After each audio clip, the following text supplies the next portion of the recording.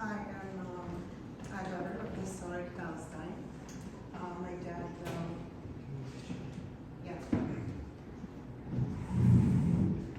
my dad fled his village, forcibly fled his village, Zarnuqa, which was part of Gaza, in 1948. I want to say that this has been my life, just listening and talking about his experience, which became my experience. Because for the longest, I've lived, for 32 years of my life, I've lived as a stateless. So it's only 8 years ago that I've actually had a citizenship. That's a big deal. I don't know if you ever have imagined not being a state. A citizen of the state. So I created art about it in my master's program. I studied the occupation. I studied the ongoing occupation that involves no military, involves only building settlements and pouring concrete and just expansion over expansion. And then when Gaza happened, I created this body of work that talks specifically about, the genocide, but precisely what's happening here in the United States, where media has been used as a way to mask what's happening, change it, manipulate it, mask it. So ink was my metaphor to use for the journalist, the reporter, who has not been saying, and honestly, has been only asking if you don't want. I'm going to read what I wrote in these pieces. The pieces are titled, "You Can Dump Hamas." Western media has been a major player in misinformation, disinformation, manipulating, picking and choosing, and muting the voices of the Palestinians, all of which has prolonged a genocide we're witnessing in real time. This work is part of a series of ink prints for Gaza. Ink is used as a metaphor to the journalist, the writer, and the reporter. The daily reporting by Western media on Gaza has been minimal, portraying Palestinians as barbaric and worthy, if not responsible for their own killing. The ink spread in the background with a ruler to symbolize Israel's mowing the lawn strategy, a tactic to carpet bomb entire neighborhoods, wiping out whole families at once. The word Gaza is written in bold in Arabic with the same technique as in the more you steamroll the Palestinians, the bolder they become.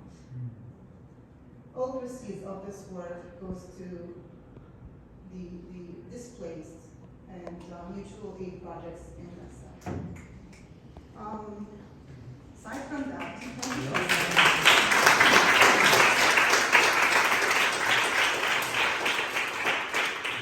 Faisal, please forgive me, I have not thanked you at the start. I'm so honored that you've invited me. I've written, with the encouragement of Faisal, a few pieces about this current genocide, because there are many. So one of them was the visual poem that was printed and published in the Chicago Reader recently. Part 1. Building collapsing. Unknown number 3, the Baptist Hospital. Hands touching under the rubble. Jabalia refugee camp. Bodies in ice cream trucks. Families erased from civil registry. Soul of my soul. Artists, poets, journalists, communication blackout. White whispers. The kids died hungry. The hospitals, the mosques, the universities, the church, the bakeries. Move south. Names written on limbs. We did what we could, remember us. Humanitarian corridor. WCNSF, wounded child without surviving family. And if I go, who treats my patients? Buried alive. Canceling voices. Zone 43. Keep moving south. Men naked, lined up, handcuffed. Meta shadow ban. 11,000 bombs in 25 miles. that has 1 million children. Please come out, Mom, can't see you. Rainwater ban, NICU babies, left on machines to their fate. Finish them, she said. A genocide? Not really, not fully. There has to be intention. Part 2, Dawson's Omnipods. Part 3, children holding press conference. We want to live. Ashifa Hospital, carrying his kids' limbs in black plastic bags. Safe passage got bombed. Starvation policy. Go to Khan Yunis. AI to generate bombing targets. Cold, dark, shivering, alone. Contaminated water. Day 49, 8,176 children killed. Unknown number 347. Hugging bodies wrapped in white cloths. Zone 42, 44, 45. Kids dragging yellow gallons to find water. Collateral damage. No more food. I took 580 injections to have him. Graveyard for children. Amputation on the kitchen table, no anesthesia. Mass grave in blue bags. Why did you die, my love? Bombing 8 trucks. NICU babies found at Al Nasser Hospital decomposing. Neighboring countries should take the Arabs. Evacuate to Rafah. Children sleeping in a muddy tent. Where is him? A genocide? Not really, not fully. There has to be intention.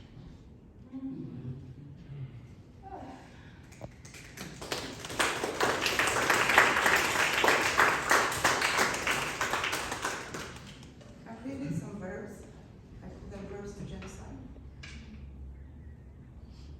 To label, to rob, to bereave, to deprive, to cancel, to misinform, to disinform, to mold, to dispossess, to shatter dreams, to bomb, to bomb, to bomb, to carpet bomb, to widow, to strip, to grieve, to lament, to handcuff, to threaten, to shoot, to rape, to kill, to kill, to kill, to steamroll, to destroy, to deprive, to wail, to weep, to obliterate, to wipe out, to erase, to remove, to die, to suffer, to shadowban, to murder, to orphan, to thirst, to bleed, to bleed, to bleed, to escape, to fear, to starve, to separate, to terrorize, to massacre, to massacre, to massacre, to flee, to blackout, to run, to carry limbs, to carry bodies, to carry limbs and bodies in white cloth, to search for wheat, to search for food,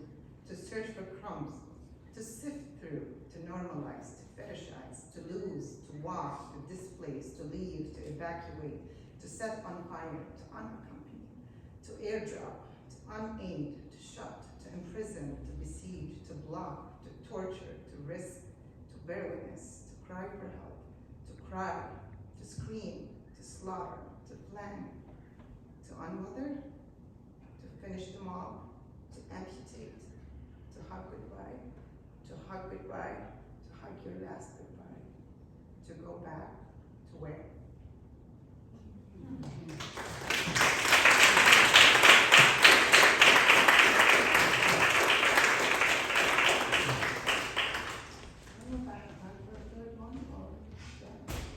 This is going to be read for the first time, and this is true story. But written around a piece of bread, which was one of the things that the Palestinians in Gaza, among the many things that they struggled with, is finding a piece of bread. A rotten even. My dad's smell coming home was always mixed with the smell of bread. He loved bread. He loved the bakery, the hot, soft, rounded bread. Why the love of bread so much? He wouldn't say it, but he wrote me before he died. A child inside him is biting this bread to soothe and comfort the days when he couldn't find it. The invaders came while his mom, my grandmother, we call her Siti, was baking for the family.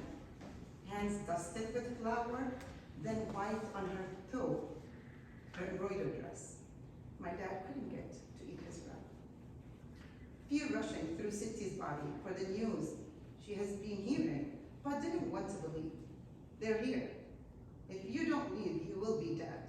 Zarnuqa, my dad's village, where they lived, was a small village of few hundred Palestinians farming and herding their sheep. Siti picked up what she could find and carried from their home and left. She dragged his little brother and sister and walked for miles. Mattresses on her shoulder, blankets on her head. What can one carry when they tell you to flee for your life? My dad carried their clothes in a blanket bun. Still thinking about that piece of bread, his dad, my grandfather, we call him Sidi, rushed them to the nearby towns, Yibna, Ishdud, Mejdal. They stayed with friends in each town. Then Sidi went back to get what's left. But what is left? My dad wondering, could he possibly bring the bread?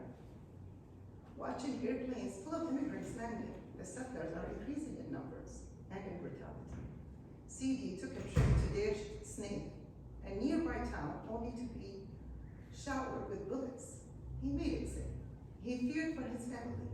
The news of Deir Yassin massacre surfaced, where pregnant women and children were being killed and thrown in the wells. He decided it's time to move to Gaza's vineyards.